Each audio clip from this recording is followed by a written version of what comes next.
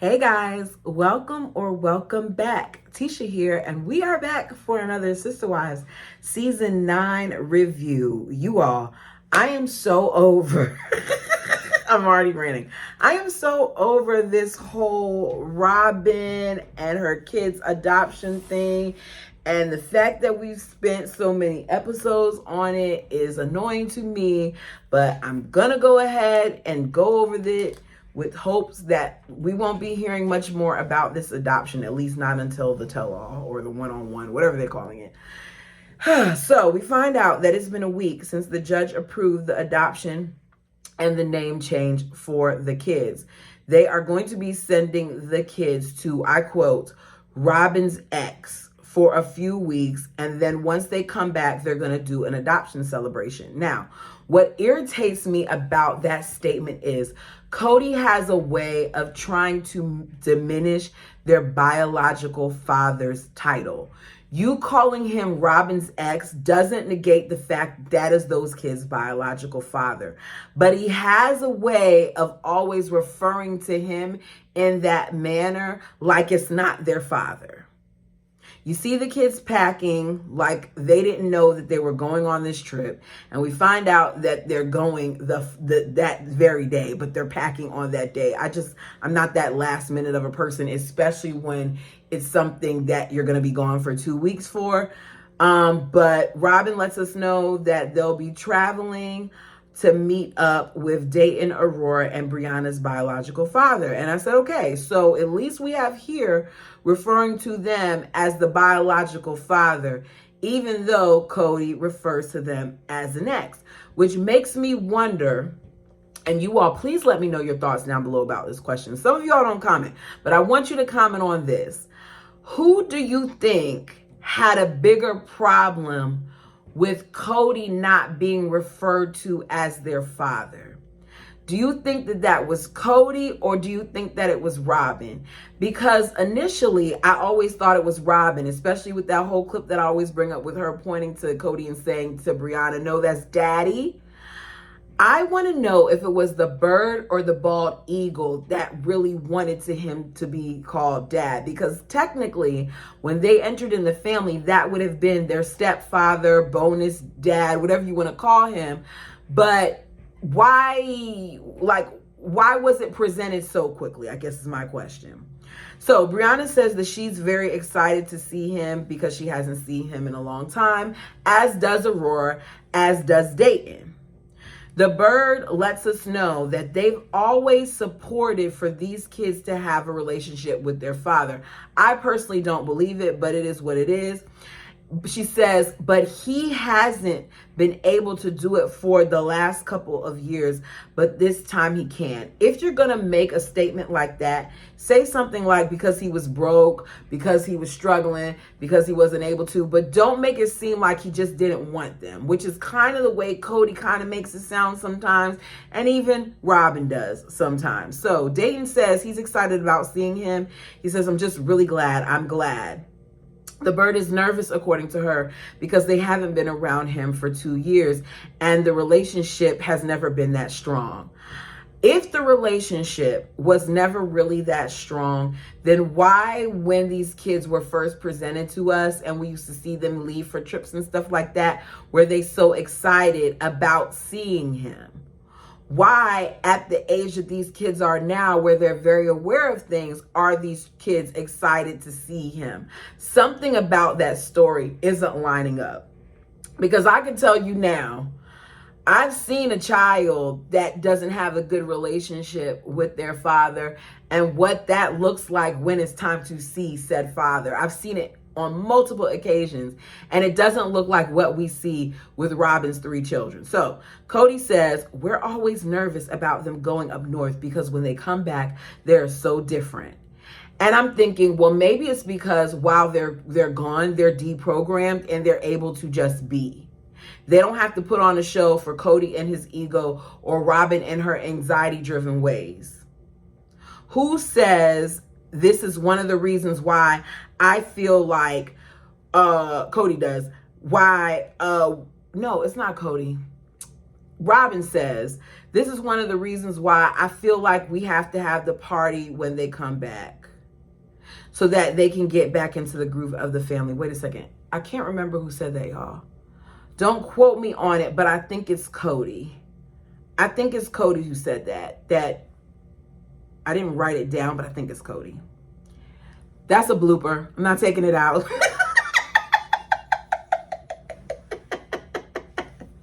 It doesn't make sense. I think back to when I was a little girl and I would spend time with my father's side of the family every summer for at least 2 months. That meant I was away from my mom for at least 2 months. And she always told me that when I came back, I seemed a little different. But it wasn't necessarily a bad thing. She would talk about my maturity level or how I had a different taste for things, or I was requesting things that she may have not seen me eating or something like that. But Cody is making it seem like anything that does not involve him, anything that's not Cody approved, is a bad thing. He says it's emotionally taxing and a weird place to be in. You then have Christine saying that the family that's in Montana are really good people and she sees value in having a relationship with them. I don't understand why we haven't been made known on this show that in some kind of way that Robin's ex is Christine's cousin. Now, how far down the line it is, I don't know, but there got to be some good here. Like, we're not going to sit here and act like this man is all bad just because things didn't work out with that bird. She says, but it's just hard to see the kids go. So on so many different occasions, we've been told by Robin that her family isn't accepted, that her kids aren't accepted. But we're supposed to believe that Christine, who's sitting here saying that it's hard to go, is what, acting like they are? Really? They leave for the road trip, and I noticed that, as usual, Cody is right alongside with Robin, so he's able to make long-distance trips with Robin when it comes to things, but there are so many occasions where we saw him not do that with his other wives, even to the point with Christine when going to Isabel's surgery, he wasn't willing to go to that. And I don't care about the pandemic because that was an excuse. Even at the point with traveling with her to go to school, at that point he had already gone to get ears pierced and he had already been to a wedding and officiated and danced all over that place without a mask, and he couldn't make that trip either. But here you are, more than capable of taking Robin to do something as simple as dropping off her kids. And don't use the excuse that she was pregnant, because you did it before when she wasn't. This is what they did. These children and Robin were just held to a different level. So it's party planning time. The family meets to plan this party that at this point they'll be having in 11 days. They say that there's going to be a dinner, there's going to be a presentation of gifts, and then as they're talking, Cody says that he wants to talk about food. So he says he plans to go to this barbecue place and pick up a bunch of barbecue stuff so that you guys are all going to have a salad so we can do that stuff with the salad. But the bird says she thought that they agreed that they wanted to have more of a sit-down Sunday dinner. He says, well, I got chicken and I got barbecue wings as well. The bird says, no, you are not matching what you said and you told me. She let them know, I have nice things like napkins and floral arrangements and tablecloth. I don't want to have picnic food. She said, you told me that you wanted something nice, and chicken wings don't fit with nice. Now, I say that the chicken wings can't fit into nice. It's all about your plate, and I love a good chicken wing. I'm just saying, why can't a chicken wing be nice? Because honestly, it was nice, but looking at the plates, it was like, okay, this isn't anything that spectacular. Like, you acted like you were going to have some lamb or something like that. Robin says, again, you told me you wanted a nice Sunday dinner. And he says, look, I'm not disagreeing, so just ease up. As she says this, you see Mary full of glee and Christine is smirking because for once it's not them. But even in that, he doesn't handle her the way he would have handled those other wives, because he would have got annoyed with them, stormed off, belittled them or whatever. He did not do that with that bird. This is the most emotion when Mary's gleeful that I've seen for her in several episodes. So Janelle says that with this baby, that Robin's been openly mouthy, and she doesn't normally do that. That normally Robin, whatever disagreements that she has with Cody, it's done privately, and she likes it. I was like, the fact that these women took glee in seeing Robin go back and forth with Cody just shows you how eager they were for her to let that mask down. Robin continues, I talked to this man for several hours while driving back from Montana. This is something that we talked about. So when he goes from one thing to the next and just changes his up, I get a little panicky. Good choice of words. She wasn't panicky. She was annoyed. The word is annoyed. Mary then interjects and says, I've known this guy named Cody Brown for many years.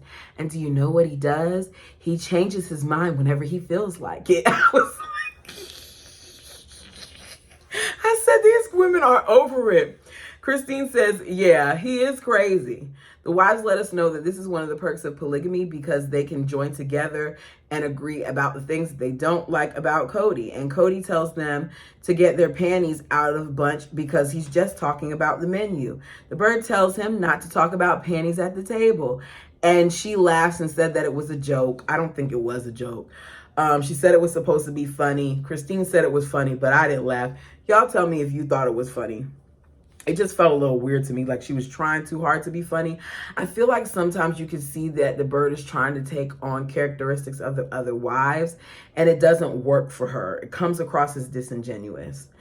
It's another day. Robin is looking through pictures of her kids because Cody wants to make a plaque with those pictures. So each plaque will have a picture of the child when they were a baby, the child with him, the picture of the kids as a family, and then the picture of the kids with the whole family. Robin says that she's impressed because he came up with this all on his own, and she thinks the kids will love it. It's a cute concept, but because it's them and because they only did it for these children, I'm kind of annoyed with it, if I have to be honest. They're looking through the pictures for the first time, like she hasn't done this before, like we haven't seen her sit down when she says she's in her honeymoon phase and she tries to make everything a honeymoon and show him some of these same pictures. Cody says that I'm looking at some of their pictures of them when they were little, and I wouldn't be able to pick out that it was them. And it just makes me aware.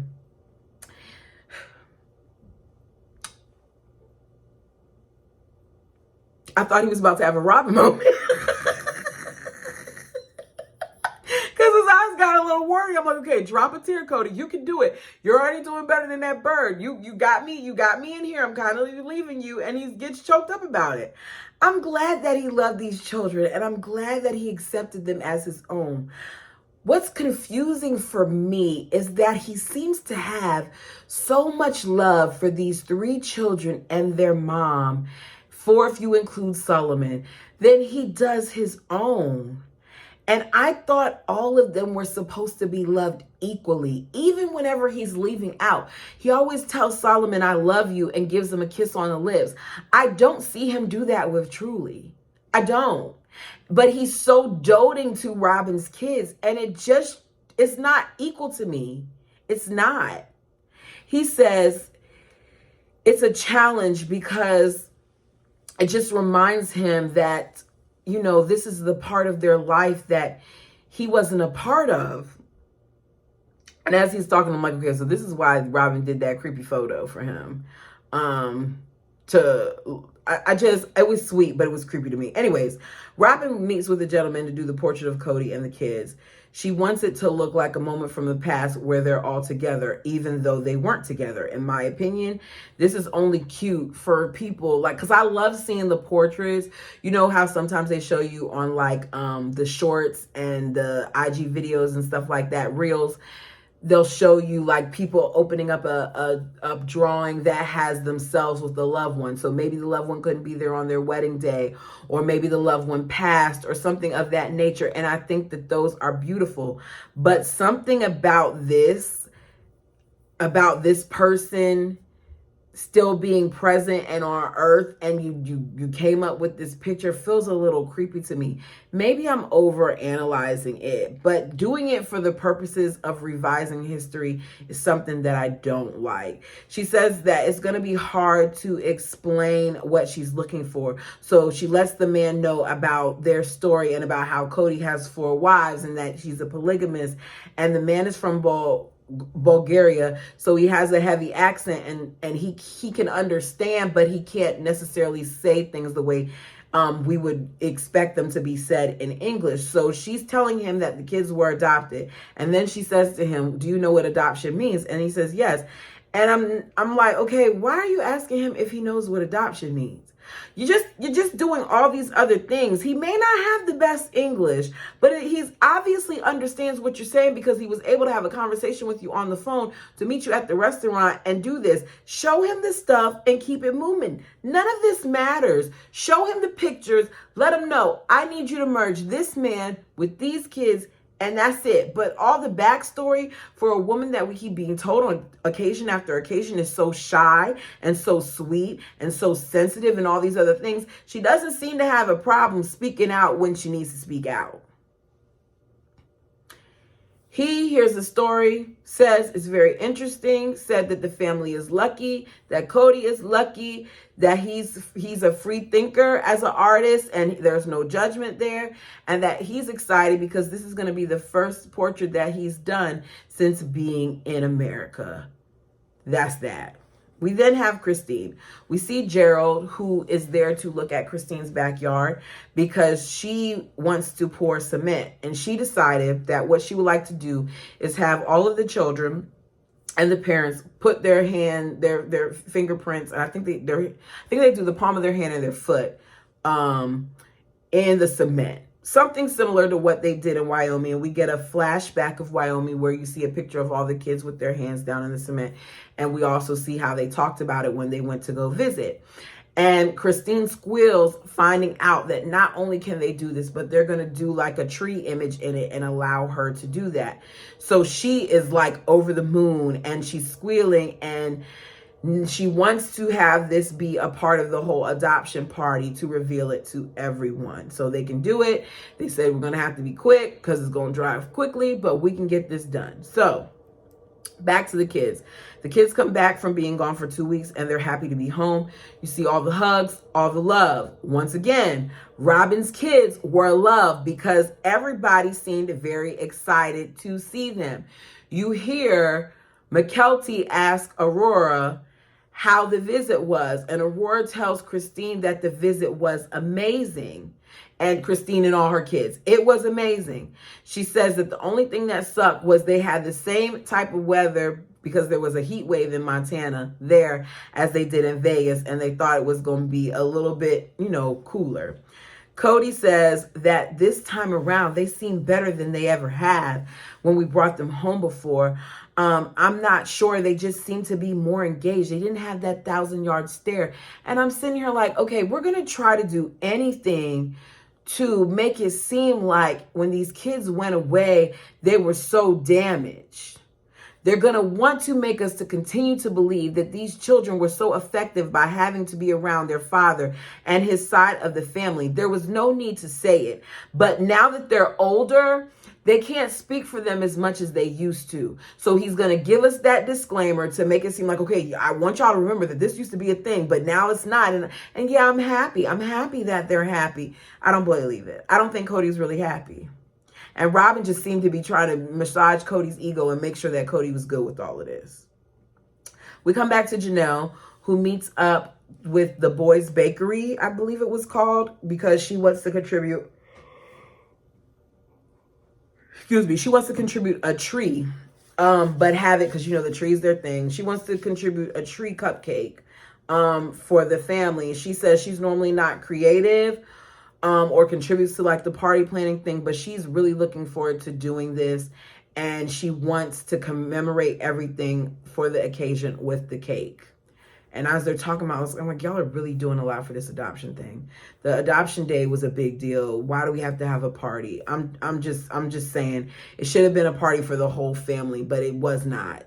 My opinion. You tell me yours.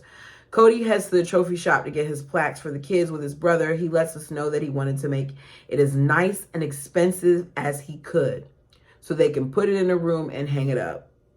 Part of me wishes that they did something like this for all of the children, not just Robin's. So maybe if you couldn't afford to get all of them the individual plaque and then the picture of you and then the picture of the whole family, maybe you could have got all of them like an 8x10 picture of the whole family on that day, just to make them feel included. It just seemed like it was Robin and her kids, Robin and her kids, Robin, her kids, and Cody, Robin and her kids. He said, "This is an acknowledgement for me to them that I am their father and that I love them." We then see the concrete slab being laid. Cody feels like the tree with the handprints is a bit much. I thought it was cute once I saw the whole concept of it, but they do it. You see the various people cross the balance beam as they try to put their hands in the tree. It's chaotic, but they get it done. As Solomon's hands are going into the cement, Robin is there bent down low to capture those pictures. And it made me wonder, because I'm not trying to say she didn't do it, because TLC doesn't show us everything, but it made me wonder if she did this with all the kids or just hers. Because we've seen plenty of instances where Mary was capturing moments for the whole family, not just Leon. But it seems like Robin is very about her unit. She'll make it seem like she's about the whole, but I didn't see her doing that when Truly was hollering on the bench getting ready to do hers. I just saw her doing that with Solomon. So maybe it was just a little kid thing. I don't know. Y'all tell me what you think. When it's all done, Janelle says, "Christine, I love this. This was so fun. I feel like we all live here now." And I'm like, okay, Janelle, now you feel like you all live there? It's been well over a year, hon. I think that you should have been felt that way. Christine thanks everyone, encourages them to help with all the things that they can for the adoption party because their moms might need help. Excuse me, goodness. The cake arrives the next day. Janelle is excited about it. They reveal it and it's cute. The tree, it even has the leaves and the cupcakes at the top. And the cupcake says family. And Janelle says, "I was so excited about it. I didn't realize how much I was excited about this whole thing until we got at the hearing and I was filled with emotions." She says, "You know, I love that they love the cake." And I'm sitting there watching them and I'm like, okay, I love that they love the cake too. But I want them to stop breathing and talking over it and leaning all over it, because Robin and Cody were like all in. And I'm just like, could y'all stop talking over the cupcake, please? The kids go in a room with Robin to wrap their presents for Cody and Mary. If any one of those other moms would have done that and would have left Robin out, it would have been an issue.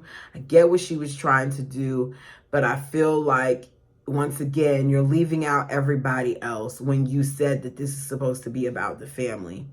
We find out that they have a diamond necklace with 3 diamonds on it for Mary to represent each one of the kids, because Mary got the process started. And they have a watch for Cody from a brand that he loves. And they say they're doing this because they want Mary to feel appreciated and loved. And I'm like, okay, so then why did all of that stop? Because y'all stopped caring about Mary at some point. And with Cody's, there's an inscription on it that, you know, says daddy or something on it. And then the date of the adoption. I just wonder if Robin and them stopped caring about Mary because of the catfish, or if it was because she got everything that she wanted. We heard Dayton say that he feels like they'll like the gifts because of the symbolism and the meaning. We then see Mary in the kitchen with her mom working on food prep, and she says it's been an easy day for her because she's just been thinking about, you know, the kids. She said when she first brought up the whole divorce that it was hard, but she knew it had to happen. The divorce was to help them get adopted, and so now she's going to celebrate. And I said Mary is going to go with this story to her grave, because even though she keeps saying this, we all know that there's more to this.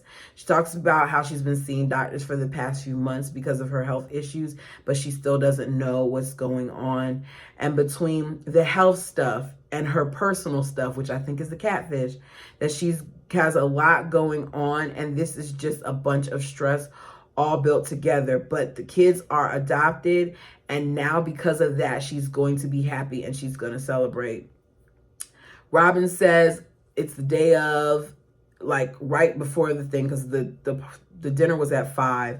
Robin says everybody is very excited and all the kids have a great attitude, because you all know that she's always trying to find a way in for where like somebody's slighting her or her kids and making sure that they're being treated fairly. It's just what she naturally does.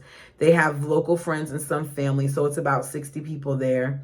Cody does what he does best, which is he speaks to hear himself speak, but he calls up Adam, their kid's grandpa, and his brother to lay hands on each one of the child as they pray for them. And Cody gives each one of them a plaque that he's made for them. They all like it. Brianna cries, which apparently is a big deal to them because they said she's not normally expressive.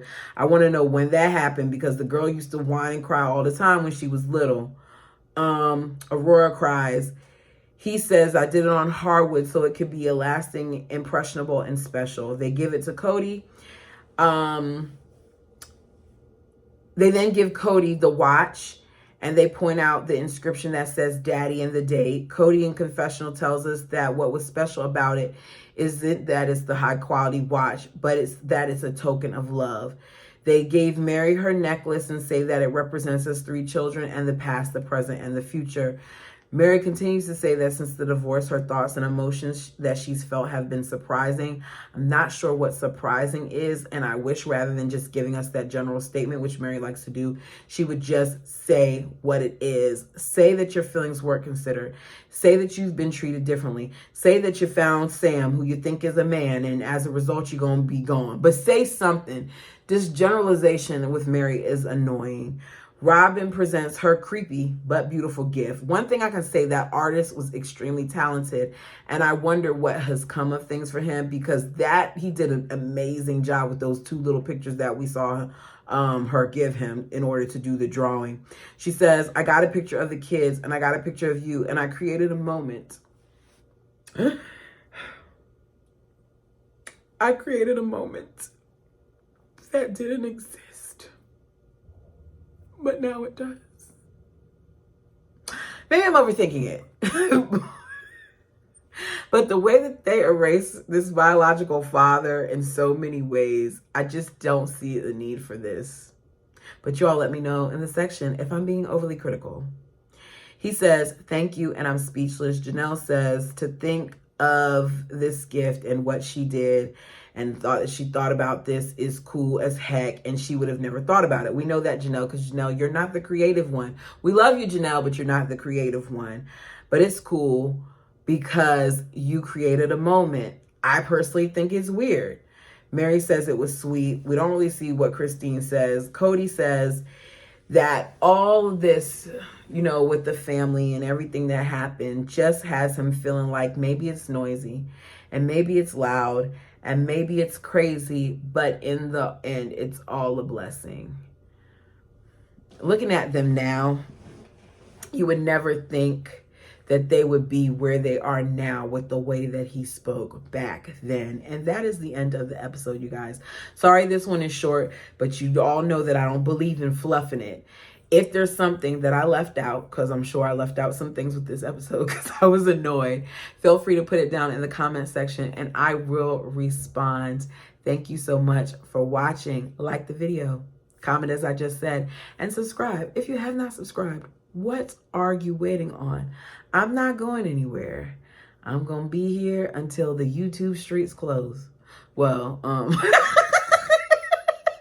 don't know about all that, but I'm going to be here. Anyways, until next time.